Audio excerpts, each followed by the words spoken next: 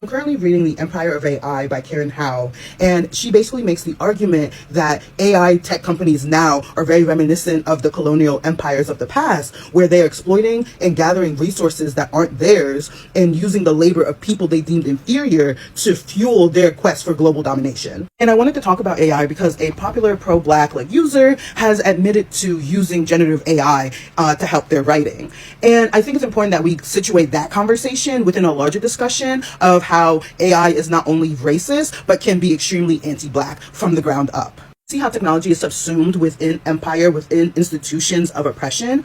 As facial recognition technology uses AI, but it has always struggled to correctly identify people with darker skin. However, this has not stopped police units and law enforcement from using facial recognition technology to apprehend and arrest people. So when you combine the history of racial profiling within the criminal legal system with the fact that this tool is programmed with bias in it, of course you get situations where Chris Gatlin was arrested and wrongfully held for 17 months off of facial recognition. And while researchers have found that overt forms of racism, such as explicitly saying that Black people are bad or less intelligent, are usually caught by ChatGPT, that things like covert racism are not. So when researchers gave responses in both African American English and Standard English, ChatGPT rated the African American English answers as less intelligent, less employable, and more likely to be guilty of a crime. Not only were the models more likely to convict a person if they spoke in AAE, they were also more likely to recommend the death penalty. As AI becomes increasingly used within the criminal legal system,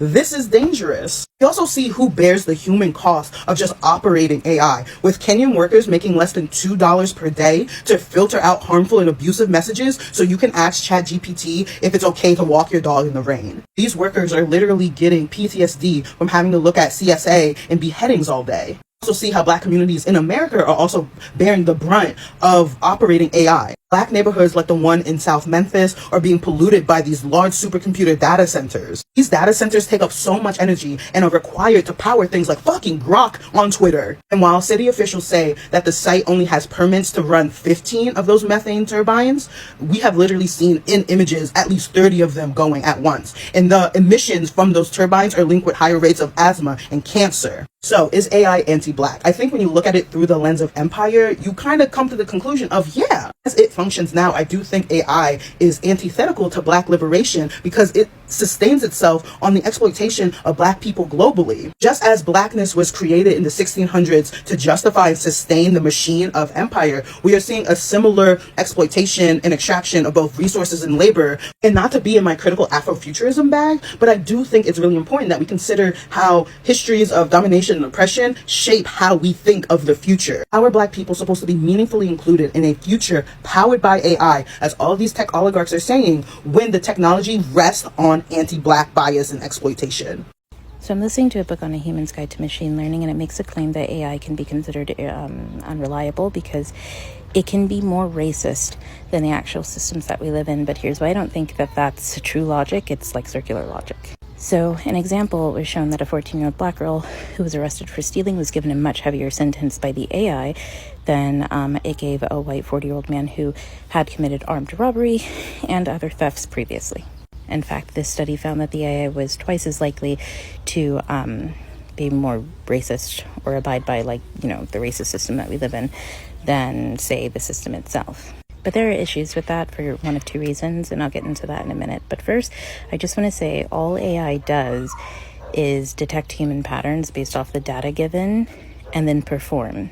Now, the fault of the AI going from man's best friend for doing all this work to a Nazi in 2.5 seconds flat, faster than a white man on 4chan, has nothing to do with AIs having racist bias issues or anything like that. It has everything to do with the data and that it's acting on data.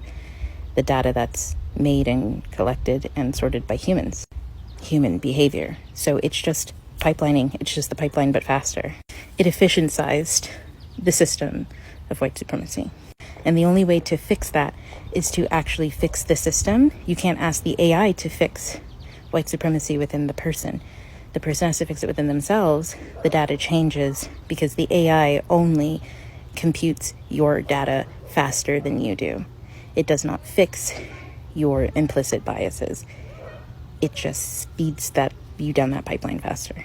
So the reason why I said that these samples, it's a bit sus, is because one, when you talk about sample sizes, you have to take into account like what was the sample size, what was the researcher's bias in selecting the sample size, and does sample size really represent a whole? You can debate that back and forth. Either way, it's still a debate, not a fact. So it's just a sample size. You have to take that into consideration. And then you also have to take into consideration what data was the AI using. Was it using data from like all the private prisons in Arizona and Texas?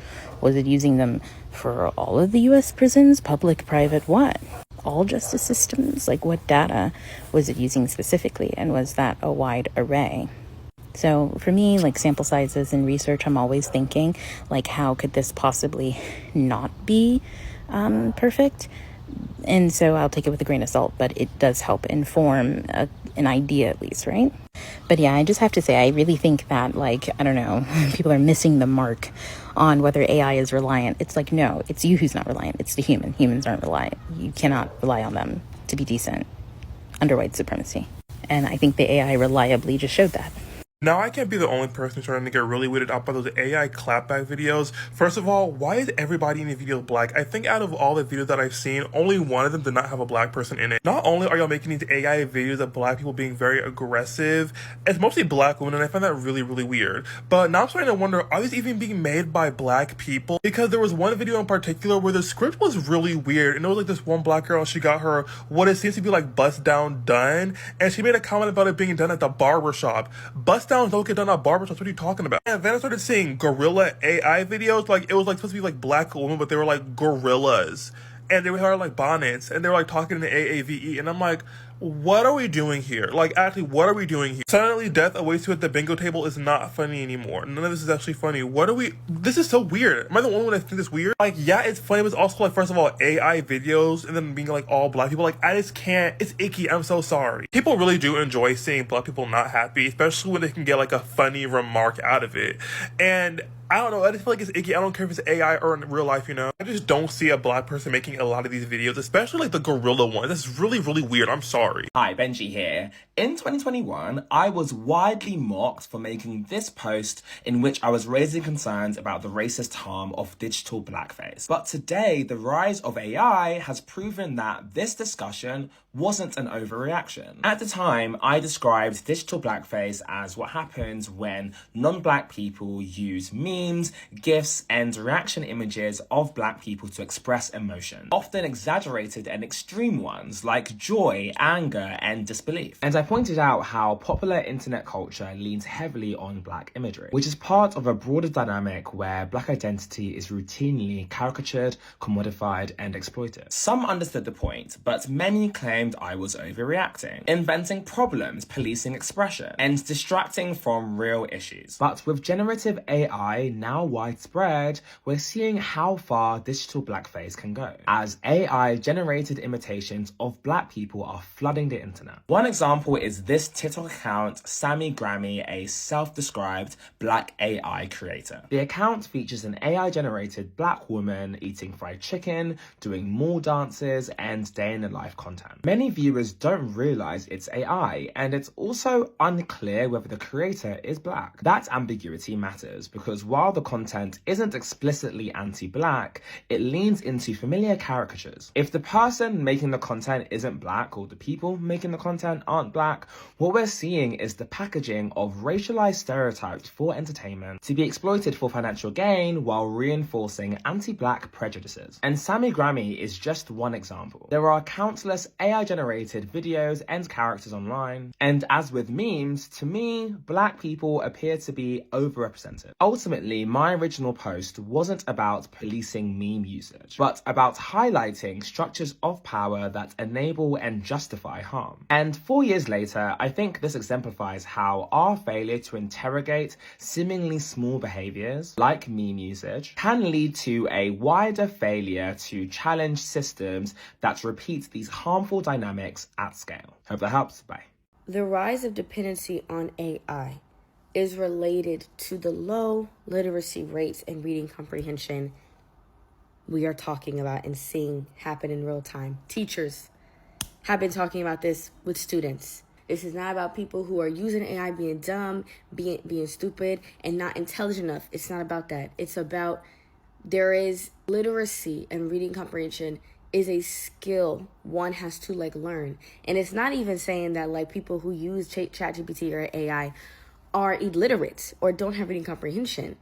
But using ChatGPT and AI for certain things removes the necessity and need to enhance that skill of writing, that enhance that skill and keep that skill sharp for writing, for reading comprehension, for literacy, for speech writing, for speaking. And having those skills enhanced and used and sharpened consistently is going to be important in a society and a regime and a government who wants to bank on us not being literate and not being able to comprehend. That's why it's important. It's not about talking about, or it shouldn't be talking down about folks' ability to think, because that's, yes, when we can get into ableist territory, particularly because disabled people have been intellectuals for decades, centuries.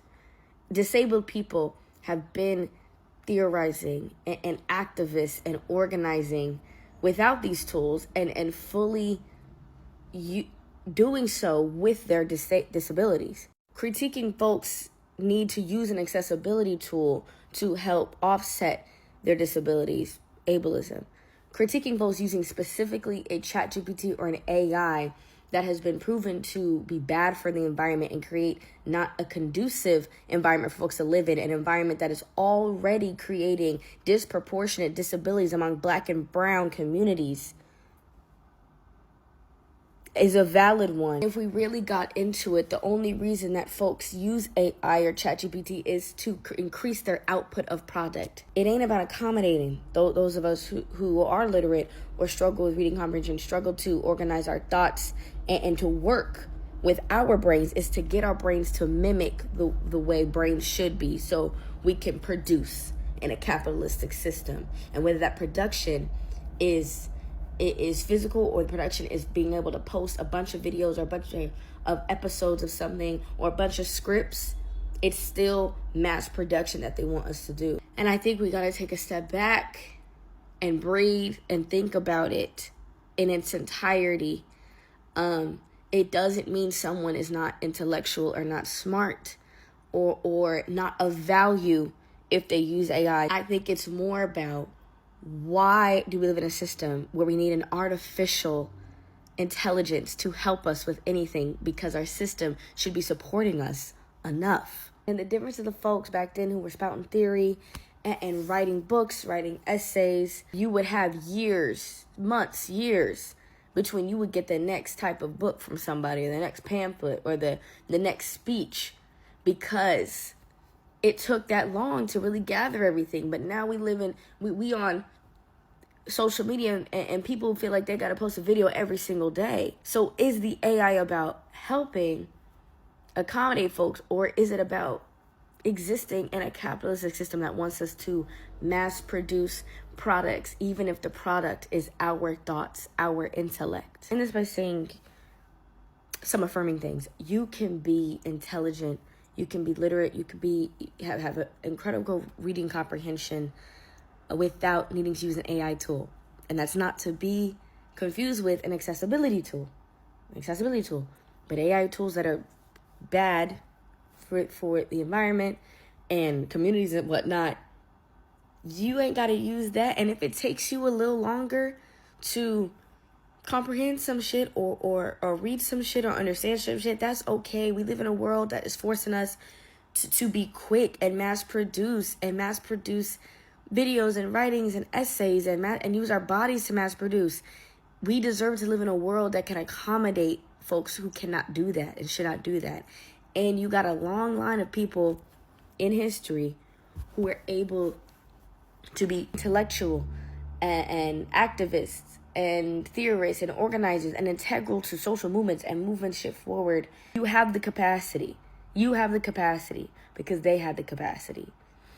And this is really all I want to add to the AI conversation, is that we have capacity. We have capacity without AI, and we cannot lose sight of that. They're taking so much of what we need already, right? We cannot allow them to take our minds. I hate to be all Greta Thunberg or whatever her name is, but baby, the way that AI is being implemented into literally everything that we are doing, I'm a bit scared for the environment, you guys. It's already hot as Satan's ass. And y'all want to act like this does not have any environmental impact. Baby, look at Memphis, Tennessee. And just to add insult to injury, FedEx is also headquartered in Memphis. And I want y'all to know that those planes take off every 5 minutes. If you look up the asthma rates for children and adults in Memphis, Tennessee, it is astronomical because of air pollution. So Memphis really don't need nothing else. As a Jackson, Mississippi native, like, these corporations coming in and taking over all this stuff, baby, it's just not gonna work for me. So can y'all please, and I'm asking so politely, stop asking ChatGPT to be your therapist. Stop asking ChatGPT or any AI service to think for you. Stop making friends in fake relationships using AI. We are killing people and we killing us. It's affecting black people. Can we just stand in solidarity and limit the usage, please? It takes too much power. It takes too much water. Think, please. AI is proving how racist the world is. To the AI systems that review resumes for hiring companies, the AI videos now here popping up on TikTok of either black people making their pictures into AI and a monkey chasing them, or turning into monkeys, or these AI videos where you see black people or black families in negative, stereotypical black harmful ideologies play out through a whole video. And honestly, y'all, the only way we're going to be able to combat this is by educating ourselves on AI. Like, when you see some of these videos on TikTok and you go in the comments, there are actual people who believe the scenarios that they're watching. So much so that people be like, oh, I don't understand why this little girl is acting this way to her mom, not even knowing that this is an AI video. So I say this to say it is so important that in the year 2025, people seek out any possible education, even if it's free, on how to identify AI. And I know that the technology is getting better and better, but y'all, this is how misinformation and disinformation starts to spread. When people don't have the critical thinking skills to have the discernment of what is real and what is not. And what we do know is that AI is proving that whomever created their AI system is indeed a racist. Because a system that has multiple perspectives, multiple ethnic races, multiple ethnicities would not be displaying this kind of content towards us. I said what I said. Black people been telling y'all that the medical field's been a little biased towards them, man. In a medical AI system used in hospitals, published in Science, which dug into a widely used healthcare algorithm, was found to be biased. It consistently recommended less treatment for black patients compared to white patients. It flagged black patients as lower risk than white patients with the same health conditions, not because of overt racism in the code, but because it was trained on cost data, how much was spent on patients historically. Thus, lower cost, the AI learned they needed less attention, even when their actual health was worse. Well, now the doctors, being weird with the pain meds, prescribe whatever, but now AI doing it too. Who's to blame for this? The person who programmed that AI or the person overseeing that AI? Both people didn't make the AI do anything. The AI was running on its own. So who's at fault? So I want to know, who the hell is behind these AI pages? Especially the ones with black people. Because a lot of this AI content is very racist to me. I just sent my cousin and my fiance a video on TikTok right now that's going viral. It's an AI dude that's supposed to be based in the Bay Area. And it's like, it's very condescending and it's very racist to me. And I'm noticing that there's starting to be a pattern with these AI videos. I've yet to see anything else but the mocking of black people. That's all I've been seeing is mocking of black people on these AI videos and stereotypes. Like, who behind these pages? It can't be us. This, anyways. AI clapback videos are a racist person's dream, and I'm going to explain why. I've been provoked by many racist people in my life, them trying to do the whole I'm not touching you, I'm not touching you, I'm not touching you thing, like by soft launching the N-word in a conversation or anything like that nature, just trying to provoke me, trying to get a reaction on me because they assume that I'm going to be aggressive, Donkey Kong, black woman. That's what they always assume. And I haven't been, it's not like I've been having this like recently. I've had this ever since like elementary school, so it's just weird. So I'm just very used to it. And you guys are saying that these AI little clapback videos of black women are empowering. I saw a comment saying that I don't know why you guys think this is like racist. This is empowering to you guys. I had to take a step back because I know the exact type of person behind the screen making that like video, because it's always like, your hair is fake. Yo, white grandma, da da da da da. And you can just tell. Like, you can just tell who's behind the camera making the whole script. And it's so corny to me. It's so corny. Promise you, 9 times out of 10, the people who are making these little AI videos want to have these interactions with black women, or just like black people in general. They want to have these interactions where they can provoke, but they can't, so they have to go sit behind the computer, type their fat little Vienna sausages thumbs, and be like, provoking black woman, but she claps back. So you think because she wins this conversation, it's like empowering? No! Greetings everyone, welcome back to my YouTube channel, and if it's the first time that you're coming across my content, kindly don't forget to hit the like, subscribe and the share button, and also don't forget to add your views in the comment section so that we can interact. Well, in this session today we are seeing that black Americans are coming out to condemn the rapid growth of AI, which they believe that is racially biased towards them. And if you've watched the clips to the end, you'll notice that AI has been used in several ways to portray discrimination and mockery upon the black people. And in these videos you've seen, since the invention of AI, as we all know, AI has been used for many reasons and is one of the most latest inventions that is taking over the internet by storm. And you notice that most people use AI to do several activities, from homework, asking questions, and also getting aid in doing several tasks. And despite of the fact that AI is becoming a very harmful tool in solving certain modern problems, there are also some negatives to it.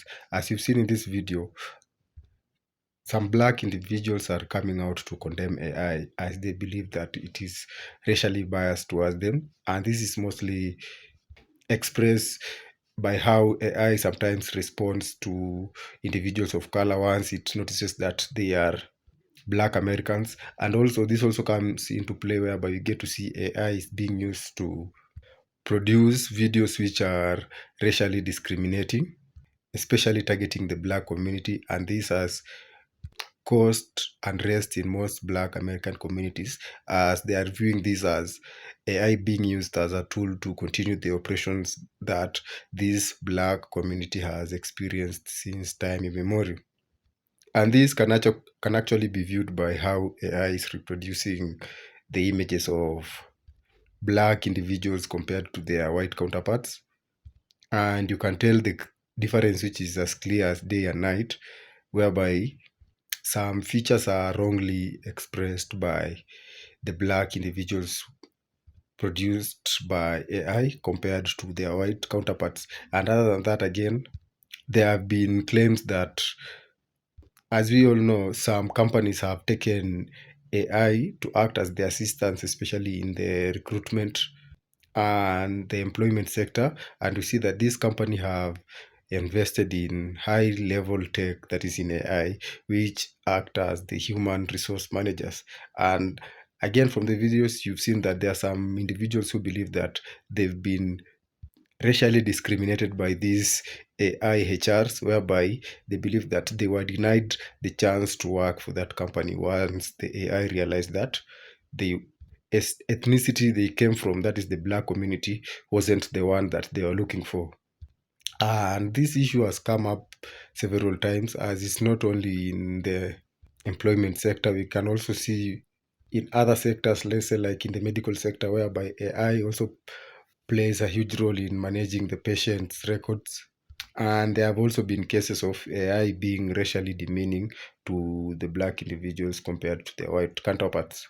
So the main question here is AI being used as a means to continue the white supremacist narrative of blacks being the less dominant ethnicity compared to their white counterparts? Well, this is a matter of debate that I believe is currently taking the internet by storm, and I hope that you get to also share your thoughts and comments with me in the comment section. Thank you once again for watching this episode, and see you in the next one.